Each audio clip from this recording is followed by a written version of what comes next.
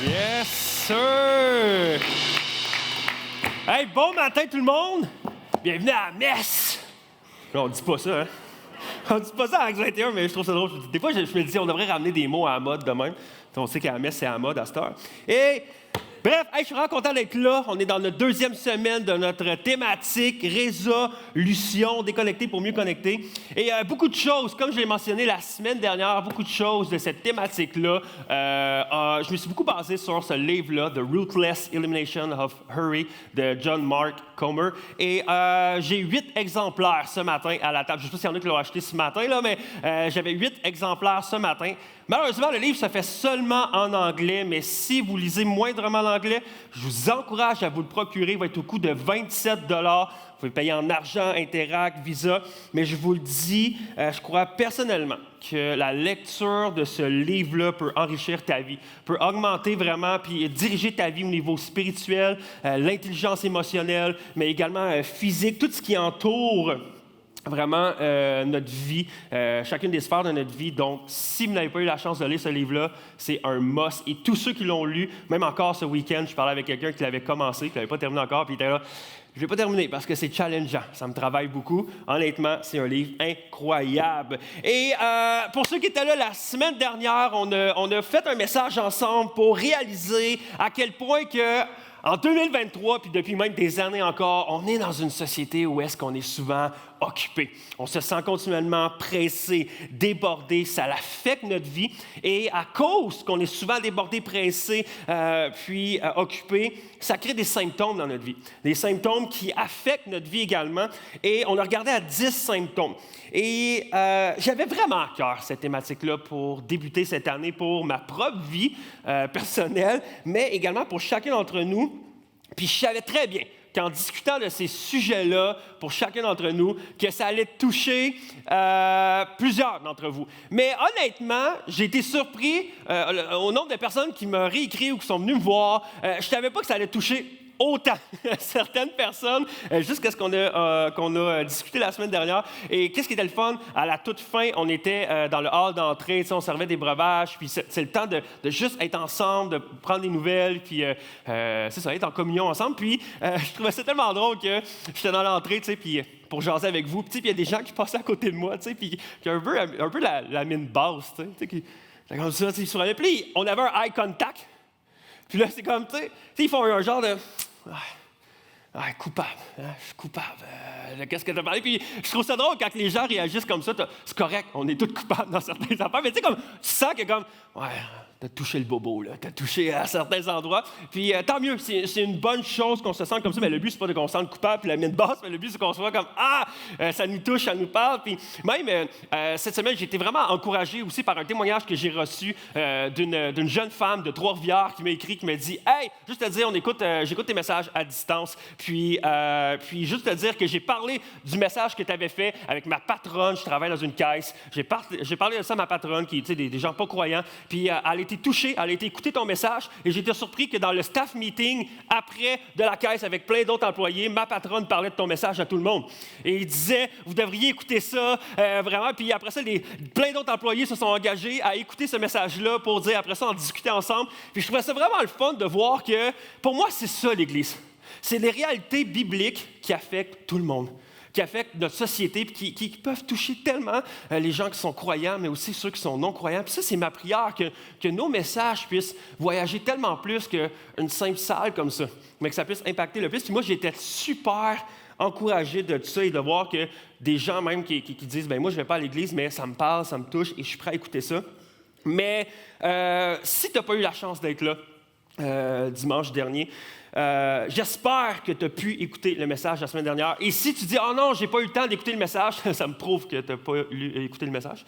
Parce que tu peux plus le dire, j'ai plus le temps, c'est parce qu'on prend pas le temps. Mais sans blague, honnêtement, c'est une blague, mais je t'encourage à écouter le message de la semaine dernière, surtout avant peut-être de considérer mettre en pratique certaines choses que je vais dire cette semaine et ce que Pasteur Phil va nous partager la semaine prochaine et moi dans 2 semaines également, parce que si tu essaies d'appliquer cette semaine certaines choses que je vais discuter et la semaine prochaine tout ça, sans avoir écouté le premier message et sans avoir eu une conviction profonde que peut-être qu'il faut changer quelque chose, ça va seulement devenir du légalisme.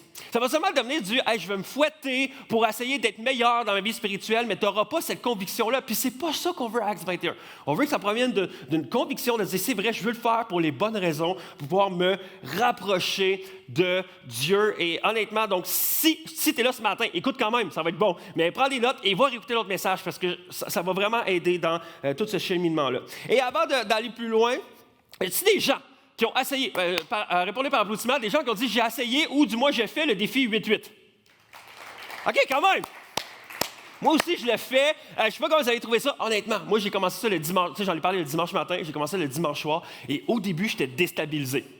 Pour vrai, j'étais déstabilisé parce que j'étais comme « Bon, il est 8 heures. » Puis là, tu arrives, il faut prendre ton téléphone. Puis tu es comme « non, je peux pas. » Puis là, qu'est-ce qu'on fait, tu sais? Mais ça a été le fun parce que ça, je passe, puis je me suis mis à me coucher tellement plus tôt.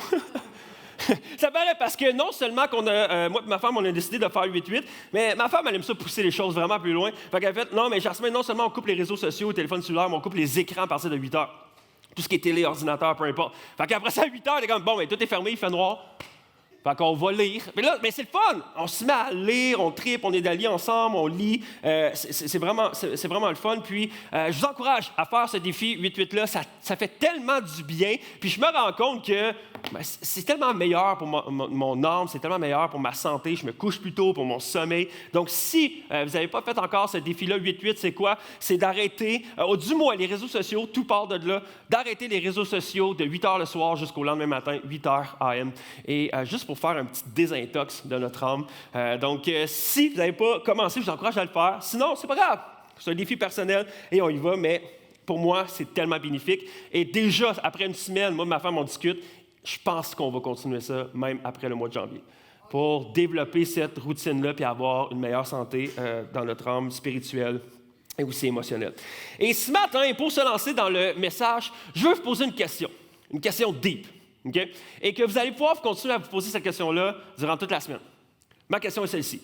Quel est, selon toi, le plus grand ennemi de ton âme?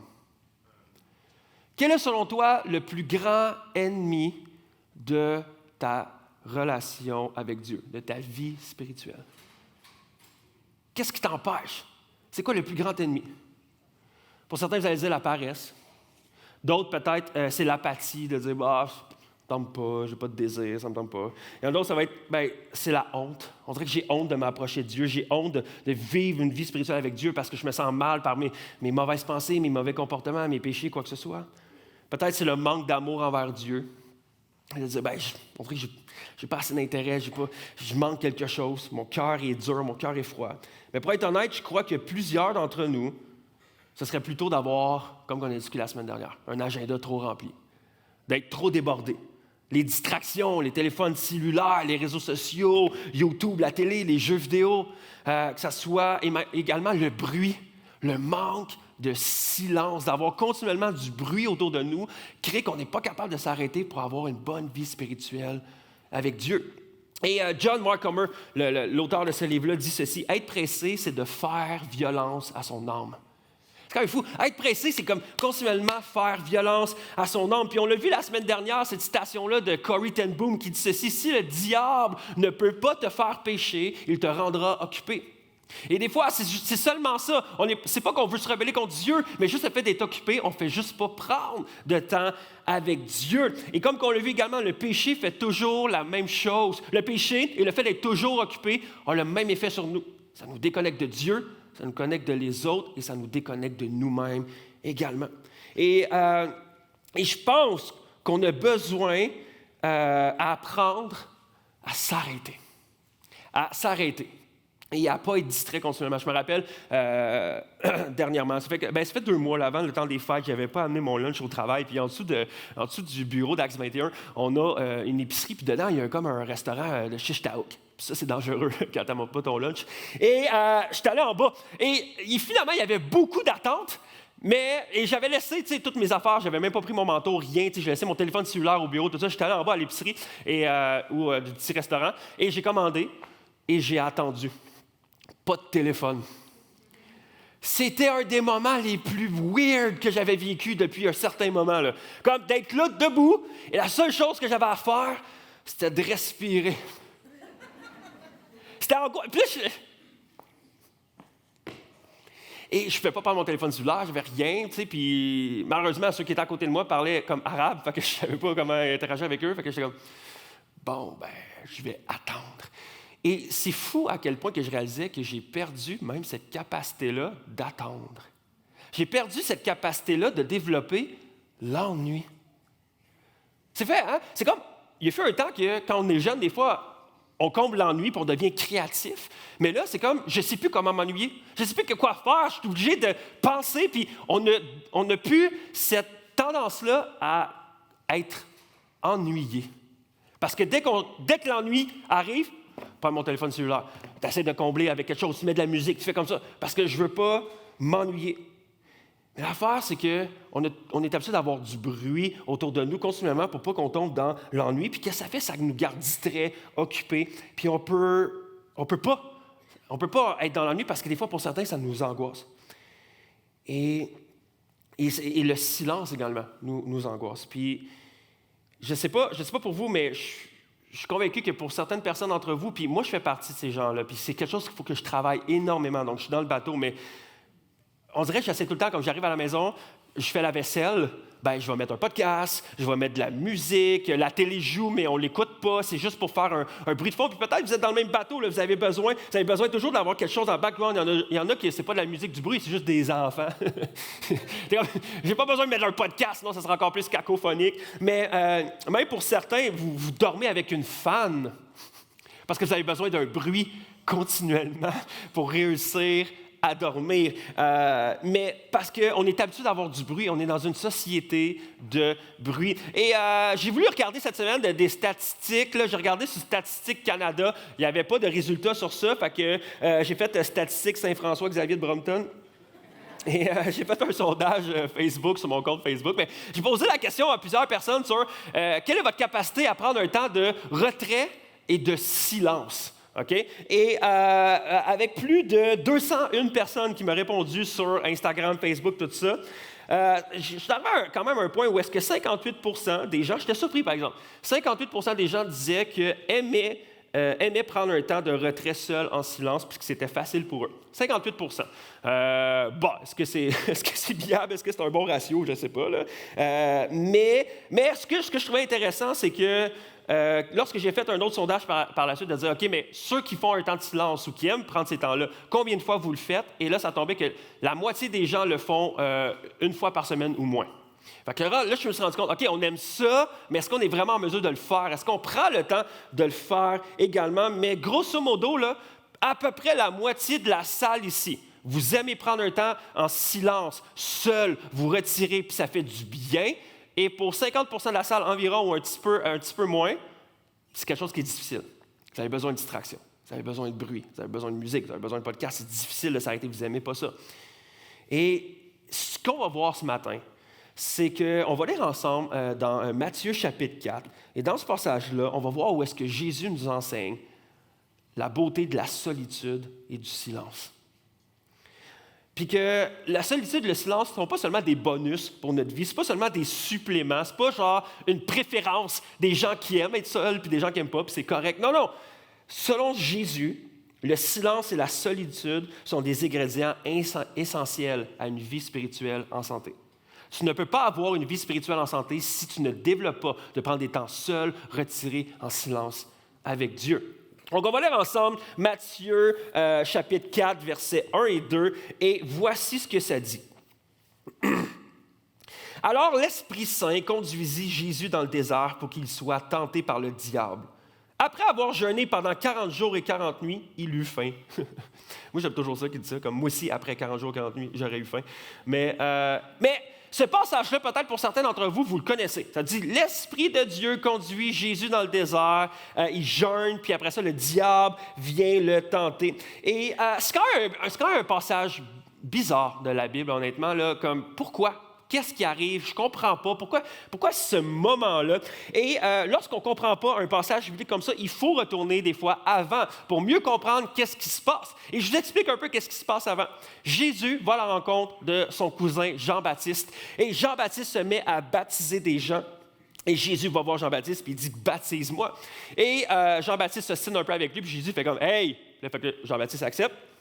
Et Jean-Baptiste prend Jésus, le baptise, et à ce moment-là, c'est un moment vraiment divin. Ça dit qu'il y a quelque chose qui se passe au ciel. Dieu se met à parler. C'est comme si la voix audible de Dieu se fait entendre. Il dit, voici mon fils bien-aimé, en qui j'ai mis toute mon affection. Et ça nous dit, à ce moment-là, il y a comme une colombe également qui descend sur Jésus, qui est comme le Saint-Esprit. Donc, on voit que ce moment-là est un moment divin. Tu es Jésus, le Fils de Dieu, tu entends la voix de Dieu affirmer que tu es aimé, que tu es son enfant. C'est un moment même dans la Bible où on voit la Trinité. La Trinité qui est le Père, le Fils et le Saint-Esprit. Au même moment, dans la même scène, les trois personnes de la divinité sont réunies ensemble au même moment. C'est vraiment un moment fort. Et immédiatement après, là, ça nous dit immédiatement après. Alors l'Esprit Saint conduit Jésus dans le désert pour qu'il soit tenté par le diable. T'es là, quoi? Qu'est-ce qui se passe?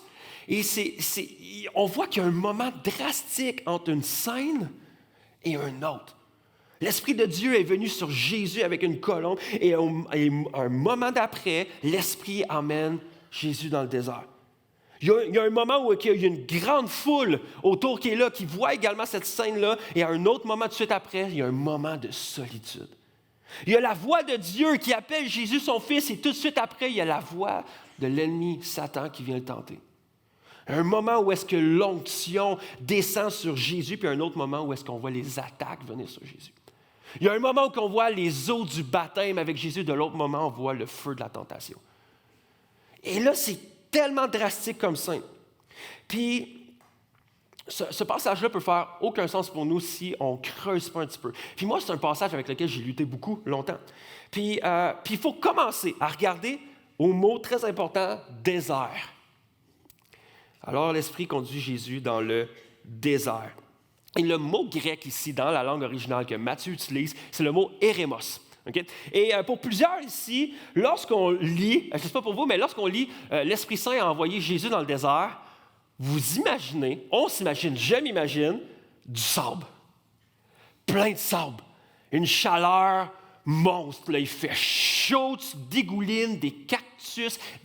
Il n'y a pas d'eau, il y a juste des mirages. Mais il n'y a pas d'eau. Et quand on pense à un lieu désert, des fois on pense à ça. C'est des gens qui pensent à ça?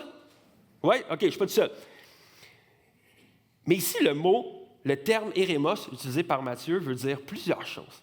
Beaucoup plus large que ça. Ça veut dire région abandonnée, lieu désertique, un lieu de solitude, un lieu isolé, un lieu tranquille. Puis si je peux être honnête avec vous autres, comme je disais un peu, jusqu'à tout récemment, lorsque je lisais ce passage-là à propos du désert, d'un lieu désert, je voyais tout le temps ce moment-là, ce lieu-là, comme un lieu de faiblesse. Je voyais le désert. Quand on parle de désert, c'est un lieu de faiblesse. Puis j'ai toujours eu une difficulté à comprendre pourquoi l'Esprit de Dieu apporterait Jésus dans un moment de faiblesse. Pourquoi l'Esprit de Dieu apporterait Jésus vers la tentation. Je ne sais pas si vous avez déjà pensé à ça quand vous avez lu ce passage-là, mais c'est comme, pourquoi? Qu'est-ce qui se passe? Et lorsque l'Esprit dirige Jésus dans le désert, pas afin qu'il puisse être tenté, oui, mais l'Esprit dirige Jésus dans le désert pour qu'il jeûne pendant 40 jours et 40 nuits. Et au moment où Jésus était complètement faible et affamé, l'ennemi est venu tenter Jésus. Mais quand tu regardes ce passage-là plus précisément, le lieu de désert, le érémos, ce n'est pas un lieu de faiblesse, c'est un lieu de puissance. Le érémos est un lieu de puissance. L'Esprit amène Jésus dans le lieu désert, sachant qu'il allait jeûner pendant 1 mois et demi. Et qu'à la fin de ces 40 jours-là, alors que l'ennemi viendrait tenter Jésus, Jésus serait à son meilleur spirituellement. Après avoir jeûné, après avoir prié, après avoir été près de Dieu, Jésus était à ce moment-là au plus proche de Dieu. Il était dans cette dépendance-là de Dieu intense. Puis lorsqu'on lit ce passage-là, souvent, puis on voit la tentation du diable. Je suis convaincu que beaucoup d'entre vous ont déjà entendu ce passage-là. On focus souvent sur l'ennemi qui attaque Jésus. Satan qui vient tenter Jésus, puis qui est là. Et Jésus qui répond par la parole de Dieu. Puis là, on parle de faut connaître sa parole pour vaincre l'ennemi. Puis c'est vrai. Mais on oublie que tout a commencé avec un moment de solitude. Tout a commencé avec un moment de retrait, un lieu de solitude, un lieu où Jésus a été en mesure d'avoir et d'acquérir cette puissance-là, de combattre l'ennemi, parce qu'il s'est retiré et jeûné. Il a pris un temps pour connecter avec Dieu.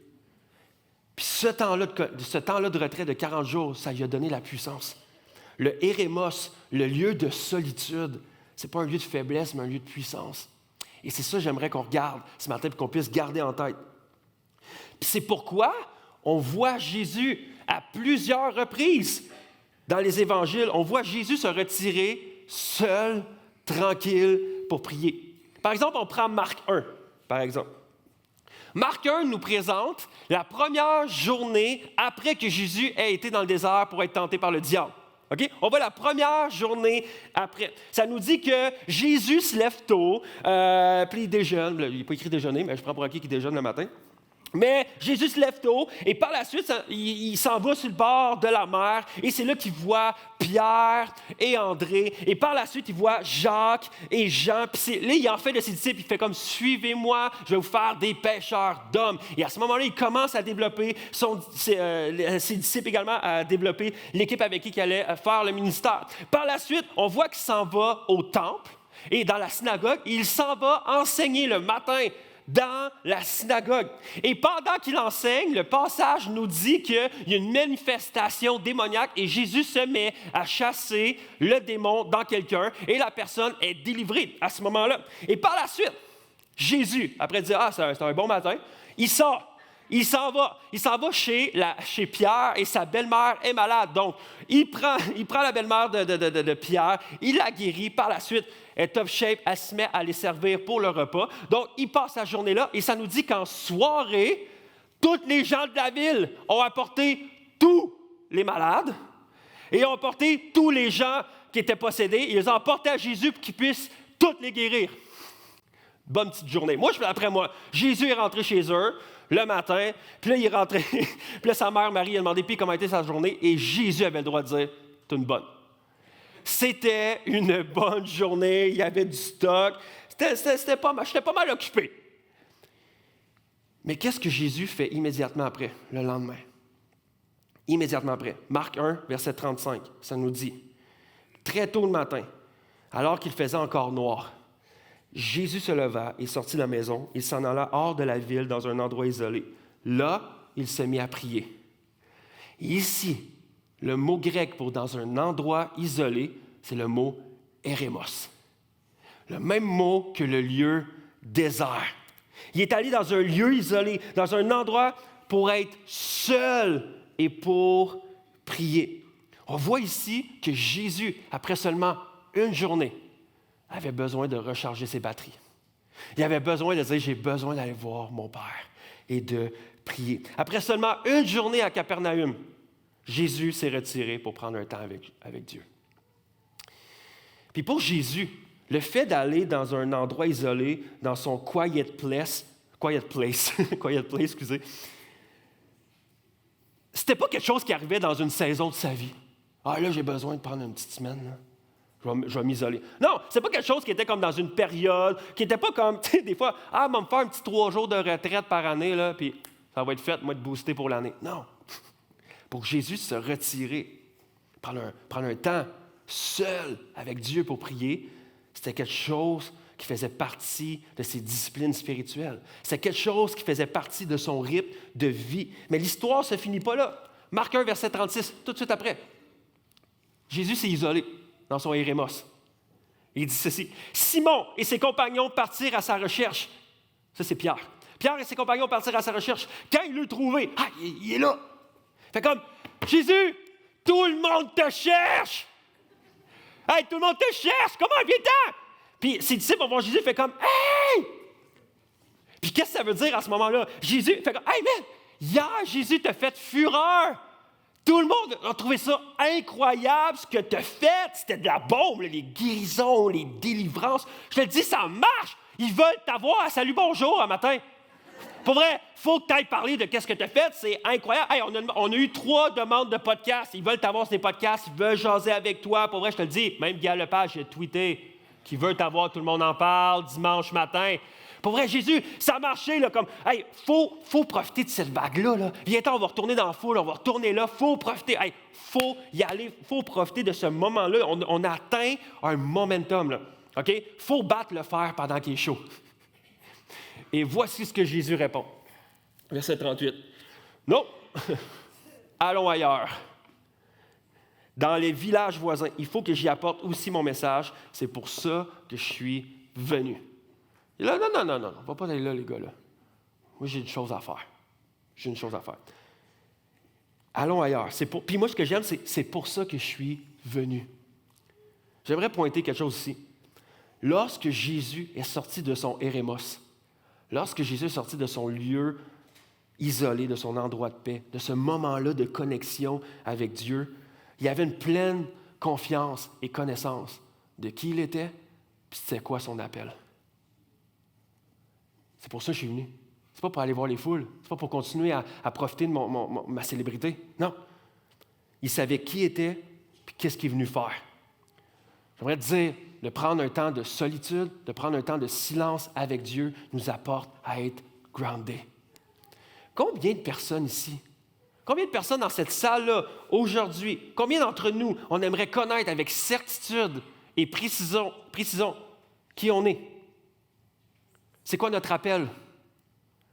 J'aimerais ça avoir une paix intérieure. J'aimerais ça avoir une confiance que je marche vraiment dans ce que Dieu veut pour ma vie. C'est quoi son plan? C'est quoi son appel pour ma famille? C'est quoi son plan pour ma vie? Combien de personnes ici, on aimerait ça, vraiment savoir ça? Mais pour Jésus, c'était normal et récurrent de se retirer pour prendre un temps avec Dieu. Puis je crois personnellement, puis je sais qu'on l'a déjà répété ça souvent à l'Église, là. Et on va répéter la même chose. Pourquoi? Parce que Jésus répétait la même chose à ses disciples. Il y a plein de passages à la Bible qui disent « Hey, combien de fois il faut que je vous le dise, guys? » Puis il oubliait tout le temps. Puis il était avec Jésus. Imagine nous autres qu'on n'est pas avec Jésus. Combien de fois qu'on a besoin de se faire répéter les mêmes affaires? Alors, si des fois tu trouves que je radote, c'est voulu. OK! Mais si Jésus avait besoin de prendre un temps de solitude avec Dieu, à combien plus forte raison que moi, Jasmin, j'ai besoin de prendre un temps de solitude avec Dieu? À combien tu as besoin de prendre un temps de solitude, de temps seul avec Dieu, de te retirer? Si Jésus était meilleur que moi, si Jésus était plus fort que moi, si Jésus, honnêtement, là, c'est le Dieu incarné qui a surmonté chaque tentation, qui n'a jamais péché, mais il avait besoin de se retirer pour prendre un temps avec Dieu. À quel point moi, j'ai besoin d'un temps avec Dieu? À quel point tu as besoin d'un temps avec Dieu? Seul, de te retirer. Le remède à notre vie pressée et débordée se trouve dans un temps quotidien seul avec Dieu. Tu trouves que tu es occupé, tu trouves que tu es trop chargé, tu commences à être fatigué, tu commences à être impatient, tu commences à avoir de l'anxiété. C'est quand la dernière fois que tu t'es retiré, tu t'es arrêté, tu as pris un temps seul avec Dieu. Puis voici en quoi j'aimerais parler pour le restant du temps qui nous reste ce matin. Je vais aller dans un côté beaucoup plus pratique. Pourquoi?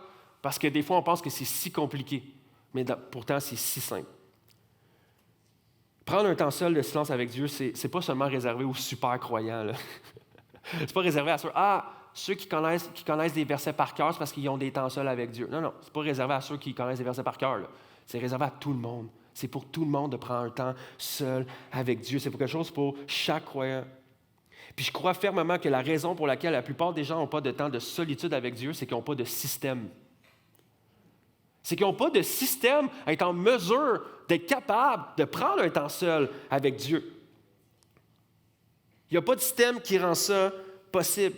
James Clear, qui a écrit le livre Atomic Habits, ou qui a écrit un livre Un rien peut tout changer, un livre incroyable si vous voulez apprendre à avoir des disciplines dans votre vie. Pour elle, c'est un best-seller, c'est incroyable. Mais il dit ceci, vous ne vous élevez pas au niveau de vos objectifs, vous tombez au niveau de vos systèmes. Et voici ce qu'il veut dire. Il dit, c'est pas assez d'avoir un but. Il faut que tu aies un système pour venir appuyer ton but. Sinon, ça ne marchera pas. Ça ne va pas assez te motiver. Il faut que tu développes un système. Si ton but, c'est d'avoir à chaque jour un temps seul avec Dieu, si tu ne crées pas de système pour y arriver, ça va juste être un but, ça va juste être un rêve. Comme, c'est quoi ton but?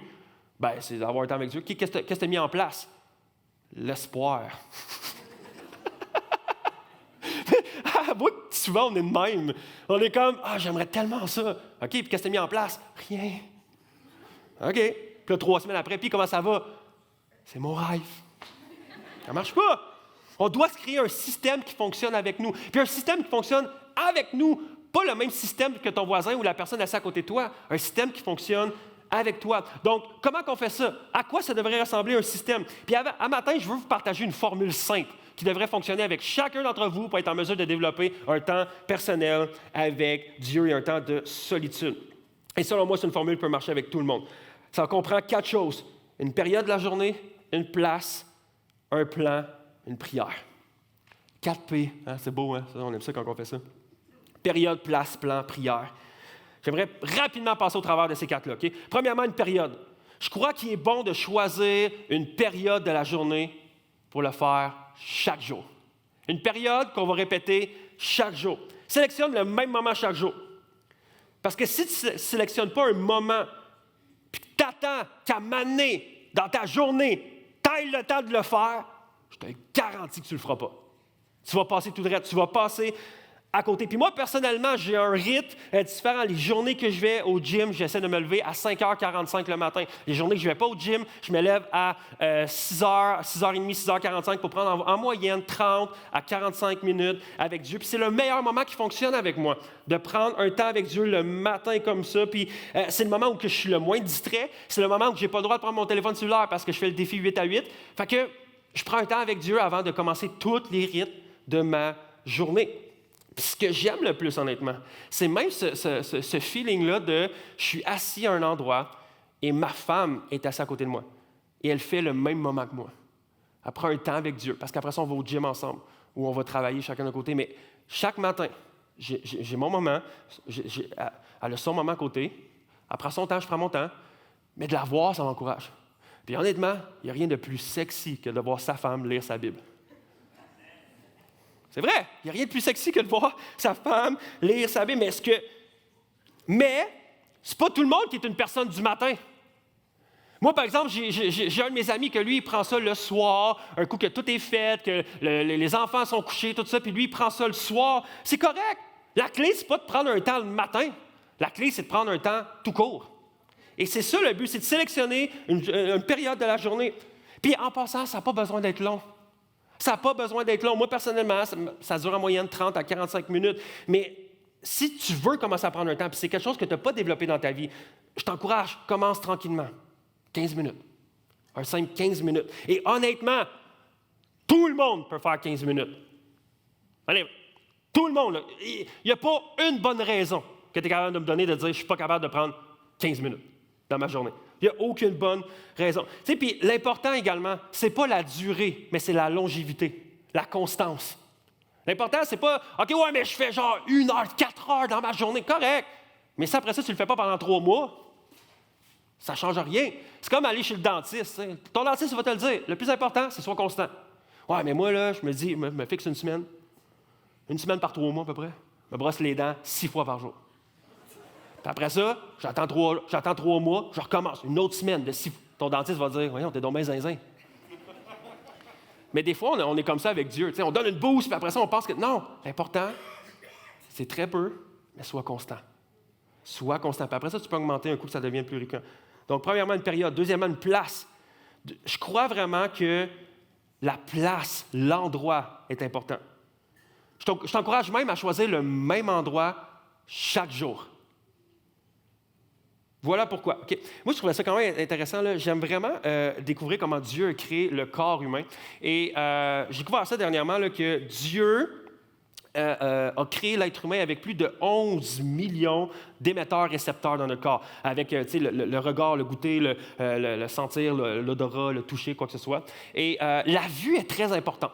Et savez-vous combien d'émetteurs-récepteurs que Dieu a créé juste pour la vue? C'est plus de 10 millions. C'est fou, hein? Ça veut dire que près de 90% des capteurs se trouvent dans la vue.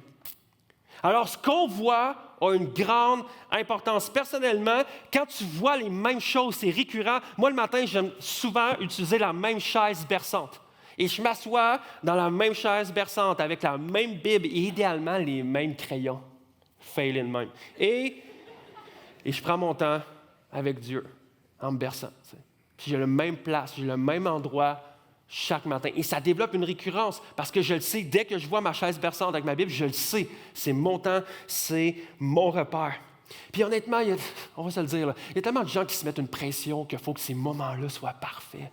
Hein? Une petite chandelle ici, un petit peu d'encens, une petite musique douce qui joue. OK, là, j'ai ma Bible. Là, il faut qu'elle soit bien placée. Tout ça avec mon beau crayon ici. Puis là, ça me prend mon latte, hein? Mon bon petit latte. Avec le petit latte art, là, le petit signe bien parfait. Puis là, tu es comme, OK, là, c'est parfait. Ah oui, il faut que je prenne une photo. Et là, tu prends une photo. Puis là, tu mets ça sur les réseaux. Non! Garde ça simple. Garde ça simple. Garde ça entre toi et Dieu. Je ne suis pas sûr que Jésus prendrait ses temps avec Dieu, puis à chaque fois, il est là. Temps avec papa. Garde ça pour toi. Garde ça pour toi. L'important, ce n'est pas que le moment, l'endroit soit parfait, mais que tu sois juste confortable pour prendre un bon temps avec Dieu. Donc, ça prend une période, une place et un plan. Honnêtement, je t'encourage à ne pas y aller chaque matin random dans la Bible. Ah, OK, bon, ben, je vais laisser ici. Puis là, ah, Judas cependant. Oh, boy. Pense pas, c'est pas pour moi. Puis là, tu rouvres encore. Puis là, comme, va et fais ici. Oh, boy! Hey, je pense que c'est pas fait pour moi, ça, lire la Bible. OK? Puis, honnêtement, je niaise là, mais je t'encourage à faire un plan de lecture. Ça va t'amener à comprendre davantage que tu lis puis à avoir un cycle. Puis si tu commences à lire la Bible, peut-être que tu commences à venir à l'Église, tu commences à découvrir la foi. Je t'encourage même, commence pas nécessairement dans l'Ancien Testament. Commence dans le Nouveau Testament, puis commence par les Évangiles. Regarde ce que Jésus a fait, ce que Jésus a dit. Et à ce moment-là, tu vas pouvoir mieux comprendre ce qui se passe. Et je t'encourage même, on a une application super intéressante sur les téléphones cellulaires. C'est disponible sur iPad, même l'ordinateur, qui est YouVersion. Et honnêtement, c'est une application incroyable où est-ce que tu as plein de versions de la Bible, que ce soit en français, en anglais, en espagnol, tu peux l'avoir en arabe si tu veux, tu peux l'avoir n'importe comment. Mais là, dans cette application-là, tu as des plans de lecture pour t'aider à développer une routine puis à mieux comprendre. Puis tu as des plans de 3 jours, 5 jours, 3 mois, 1 an, 2 ans s'il faut, mais tu as des plans de lecture parfaits. Puis qu'est-ce qui est intéressant, c'est que tu as des plans de lecture pour chacune des situations de ta vie. Chacune des sphères de ta vie, que tu sois parent, que tu vis avec de l'anxiété, que tu as des conflits dans ton mariage, tu as des plans de lecture pour toutes. Et honnêtement, c'est incroyable. Donc, je veux t'encourager. Si tu n'as pas cette application-là, tu peux la télécharger dès aujourd'hui. C'est gratuit et c'est une grande bénédiction. Puis qu'est-ce qui est le fun également, c'est que tu peux faire un plan de lecture avec des gens autour de toi. Tu peux le faire avec ta famille, ton conjoint, ta conjointe, tes enfants. Tu peux le faire avec d'autres gens autour de toi. Puis qu'est-ce qui est intéressant, c'est que ça te montre quand la personne a le fait. Et ça te montre à l'autre personne aussi quand tu le fais. Et comme ça, tu es capable de suivre. Est-ce qu'on est récurrent? Puis ça l'aide. Le fait d'être redevable aide également à être assidu dans la Bible ensemble. Mais donc, un plan de lecture nous aide à garder vraiment notre Bible ouverte. Puis il y a tellement de personnes autour de moi. Je vois tellement de personnes, que ce soit dans nos rencontres ici, dans les soirées de louange, dans mon bureau, puis il y a des gens qui sont là, Jasmin, j'aimerais tellement entendre la voix de Dieu. Mais c'est tellement difficile d'entendre la voix de Dieu quand ta Bible est fermée. Pourquoi? C'est pas pour rien qu'on appelle ça la parole de Dieu. Pas pour rien, là. C'est parce que Dieu parle puissamment au travers de sa parole. Mais elle est là, elle est tout proche. Alors, je t'encourage à sélectionner une période, une place, un plan et une prière. Dernièrement, la prière. Notre temps de solitude et de retrait avec Dieu a besoin d'inclure de la prière. Puis honnêtement, c'est facile de prendre un temps. Puis même moi, j'ai cette facilité-là des fois j'arrive, je prends mon plan de lecture, je suis avec mon groupe où est-ce qu'on lit la Bible en 1 an. Hop, les billets de célébration. Bien, parfait. Et qu'on prend cadeau de Noël, tu sais, si tu veux. Et On contera ça au montage, non? Et c'est tellement facile pour moi le matin que je prends mon temps, tu sais, puis de faire all right. Bon, on va faire mon lunch. C'est tellement facile.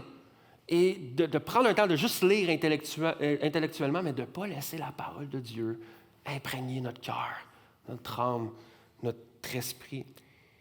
Puis pourtant, la prière ne devrait pas être compliquée. On devrait prier, on devrait communiquer avec Dieu. Tu n'as pas besoin des grands mots, quoi que ce soit, tu as juste besoin de discuter, de converser, d'avoir une conversation avec Dieu. Puis, parlant de conversation, ça vous est déjà arrivé? Moi, là, malheureusement, j'ai des visages en tête. Mais de discuter avec une personne. Et quand tu parles avec cette personne-là, tu n'as jamais le temps de placer un mot. Tu sais, tu es là, tu parles, hey, puis comment ça va? Et là, tu en as pour une demi-heure. Puis là, tu es là. Puis là, tu es comme, OK, puis là, t'essaies de. Puis là, tu dis quoi? Mais l'autre personne n'est pas en train de t'écouter. Tu sens qu'elle attend juste que tu arrêtes de parler pour continuer à dire ce qu'elle a à dire. Avez-vous déjà vécu ce moment-là? Oui? C'est comme tu parles, puis si c'est ta conjointe, regarde là-bas, là. C'est une blague. Mais honnêtement, c'est tellement fâchant parce que t'es comme, hey, je peux-tu parler, je peux-tu faire ça, je peux-tu comme dire de quoi? Mais est-ce que ça arrive que des fois, on est comme ça avec Dieu? Ou est-ce qu'on est là, on prend un temps avec Dieu, OK, Seigneur, je te prie pour ma journée, je te prie pour ça, mon collègue de travail aussi, je te prie pour mes enfants, je te prie pour telle affaire, puis, peux-tu m'aider pour telle affaire? OK, ouais, pour telle affaire, puis, amen. Et là, on part. Puis là, Dieu est comme, oh, hey, wow, t'es mort! Je peux-tu placer un mot? Je peux-tu dire quelque chose? Est-ce que tu peux prendre le temps d'écouter 2 minutes ce que j'aimerais te dire? Mais pour ça, il faut prendre un temps de silence. Il faut prendre un temps de silence. Après qu'on ait lu peut-être la parole, quoi que ce soit, qu'on prenne un temps de silence pour écouter Dieu. Puis poser la question à Dieu. Qu'aimerais-tu? Qu'est-ce que tu aimerais me dire? Qu'est-ce que tu aimerais me dire? Honnêtement, je pense que ça m'est arrivé souvent de des gens avec qui je parle, qui sont comme Jasmin, j'aimerais tellement savoir Dieu qui me donne quelle direction je dois aller. Je dois aller là, je dois faire ci, je dois faire ça. J'aimerais savoir une conviction profonde. T'sais. Puis je suis comme, OK, t'as-tu prié? Puis la réalité, c'est qu'ils me disent souvent, oui, j'ai prié. Mais souvent, on est comme ça. OK, Dieu, je veux savoir, est-ce que je devrais déménager ou rester là? Est-ce que je devrais joindre telle église ou pas? Fait que Dieu, merci, puis merci de répondre à mes prières, puis fait que ça soit super clair. Mais amen. Puis là, on part. Puis souvent, c'est comme ça qu'on demande à Dieu de se révéler à nous. On lui garoche une prière, mais on ne prend pas le temps de comme juste, Dieu, qu'est-ce que je devrais faire? Puis là, t'attends. Puis tu laisses là. Puis t'écoutes.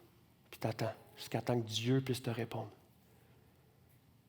5 minutes, 10 minutes, 15 minutes. On ne prend pas le temps d'écouter Dieu. On aimerait tellement ça que Dieu nous parle. On va dans des dimanches matins, on va dans des soirées de louange, on va dans des rencontres de prière. On est comme, Dieu, parle-moi. Mais on a l'impression que souvent, Dieu doit nous parler dans des moments de bruit. L'Église, des fois, c'est du bruit. Les soirées de louange, c'est du bruit, des fois. Il y a un temps de silence. Dieu parle fort. Puis une des raisons où est-ce que beaucoup de gens ont des révélations, comme moi, c'est des moments où est-ce qu'on est dans la douche ou dans le bain. Pourquoi? Parce qu'on n'a pas de distraction. Le seul son, c'est oui, le son de l'eau, mais c'est tout. Parce qu'on ne peut pas amener nos téléphones cellulaires, puis nos tablettes, nos affaires dans la douche. Puis honnêtement, je ne veux pas être prophète de malheur, mais je pense que c'est une question de temps avant qu'ils fassent tout ça waterproof, moi. Puis déjà, là, c'est proche. Mais honnêtement, c'est souvent là qu'on a des temps comme, on a des révélations des fois dans la douche. Pourquoi? Parce qu'on est seul, en silence. Mais sortons de notre douche aussi, pour prendre des temps avec Dieu. Mais Dieu aimerait ça il aime ça qu'on prenne du temps avec lui. Il aime ça converser avec nous. Tu sais, puis on parle tellement aussi. On est bon pour parler. Même si c'est un peu timide, on est bon pour parler. On parle à nos collègues de travail, on parle à nos maris, nos femmes, nos enfants. On parle à notre patron, on parle dans le dos de notre patron. On parle tout le temps, on parle de politique, on parle d'environnement, on parle de n'importe quoi. On parle de Dieu. Même, on en parle de Dieu. Il y a des gens, là, on est bon, puis on parle de Dieu tout le temps. Mais comme, Dieu est comme, hey, j'aime ça que tu parles de moi, mais j'aimerais ça parler avec toi aussi. J'aimerais ça qu'on discute ensemble, j'aimerais ça qu'on parle, mais pour ça, on a besoin de solitude et d'éliminer le bruit autour de nous. Puis je crois solennellement que le bruit de notre monde moderne nous rend sourds à la voix de Dieu. On est toujours distrait, les téléphones cellulaires, tout ce qui est autour, les écrans, les télés, le fait d'être occupé, les agendas, tout ça nous rend sourds à la voix de Dieu. Tellement de bruit, tellement de distractions, tellement d'opinions, tellement de choses à faire, tellement de pression de performer, que ça nous rend sourds.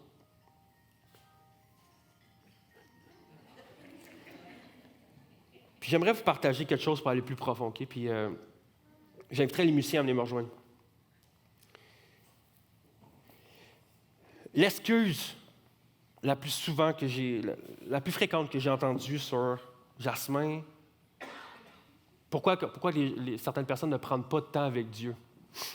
Et souvent, l'excuse que j'entends le plus souvent, c'est « je suis trop occupé, je n'ai pas le temps ». Puis je pense que c'est littéralement un grand mensonge.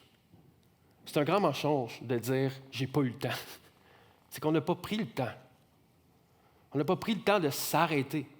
Moi, je crois personnellement que la manière que tu structures ton agenda, ça va être en fonction de c'est quoi tes plus grandes priorités. Si tu me dis « j'ai pas eu le temps de prendre un temps avec Dieu », c'est parce que tu n'as pas jugé que c'était une priorité. Si tu n'as pas eu le temps si tu dis que tu n'as pas eu le temps de dater ta femme, c'est parce que tu as jugé que ce n'était pas une priorité. Si tu dis que tu n'as pas le temps d'aller voir tes enfants jouer au hockey ou faire leur sport, c'est parce que tu as jugé que ce n'était pas une priorité. Si tu juges que c'est une priorité, tu vas prendre le temps. Puis là, je vais faire une...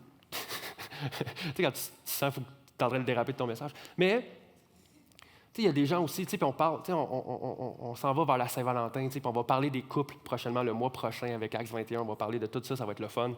Et, puis tu sais, souvent, tu sais, je vois des couples qui me partagent « on n'a pas beaucoup de dates, tout ça, mais le gars, tu sais, il a le temps de jouer au hockey 2 fois par semaine, mais il n'a pas le temps de voir sa femme. » Il a le temps de partir la fin de semaine, de faire la moto, il a le temps de voir ses chums de gars, mais il n'a pas le temps de voir sa femme. Même principe, la femme, elle peut aller faire ses exercices, ses trucs de yoga, faire des entraînements, faire ses chums de filles, aller faire trucs, mais elle n'a pas le temps de voir son mari. Parce qu'on a jugé que ce n'était pas une priorité. Et honnêtement, c'est la même chose avec Dieu. Si tu juges que c'est une propriété, tu vas prendre le temps de t'asseoir puis arrêter avec Dieu. Mais l'autre mensonge aussi, l'autre réalité de pourquoi on ne prend pas le temps avec Dieu souvent, j'ai l'impression que de s'arrêter, ça nous rend inconfortable. Parce que dès qu'on s'arrête et qu'on est dans le silence, c'est qu'on n'a pas le choix de dealer avec nous-mêmes. Puis que parfois, on n'a pas le choix de s'écouter puis de vivre avec notre honte, avec nos faiblesses, qu'est-ce qu'on pense réellement de nous. Puis on a peur que Dieu, des fois, pointe ou saisit réellement qui nous sommes. Puis on a peur de ça.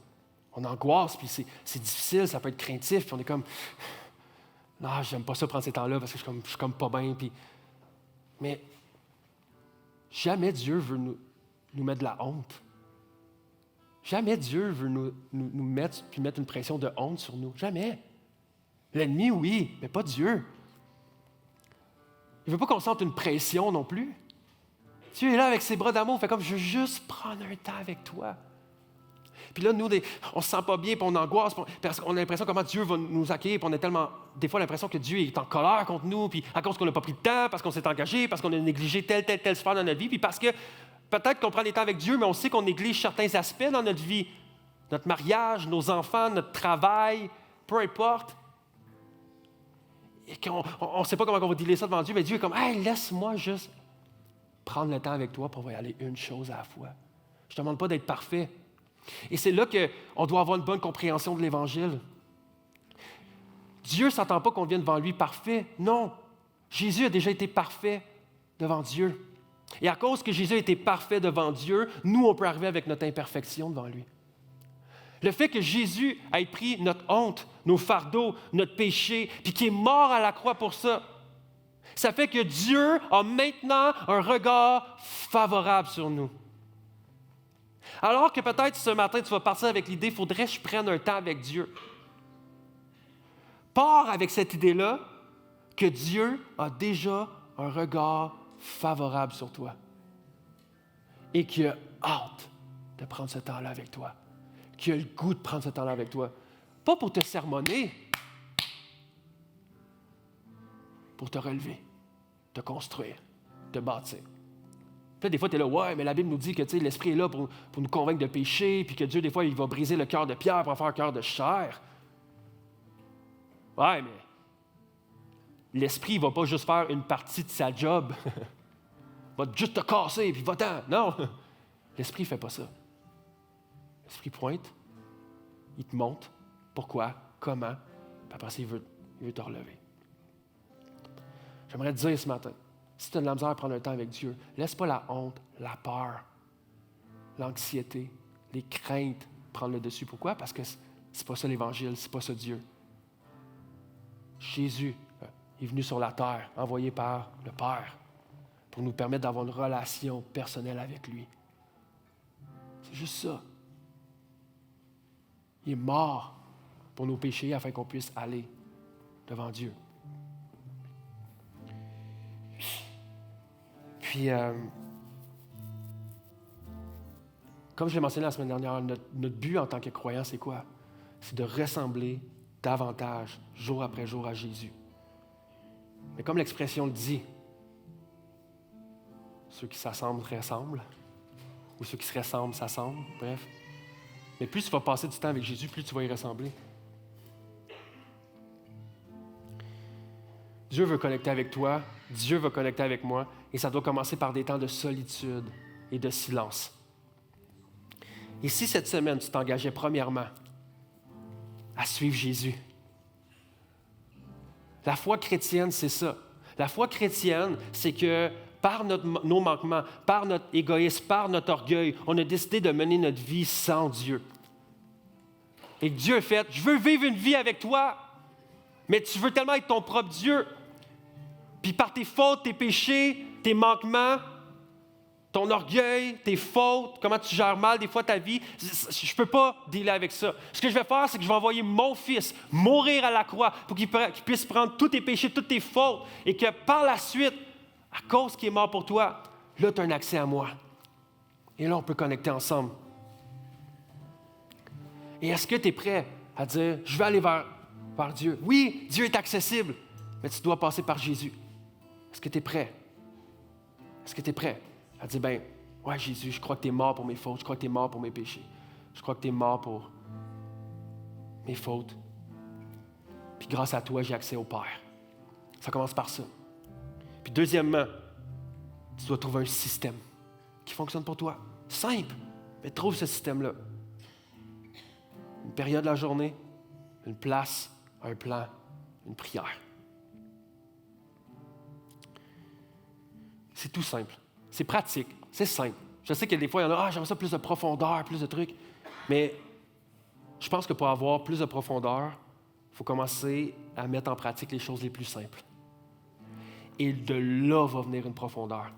J'aimerais vous dire, Axe, mon cœur de pasteur envers notre Église, c'est que cette année, on puisse gagner en profondeur. Qu'on puisse entendre la voix de Dieu, que l'Esprit puisse faire une œuvre en nous, que oui, peut-être que Dieu se manifeste avec des dons spirituels, des trucs comme ça. J'ai soif de ça. Mais ça va commencer avec une Église qui cherche Dieu.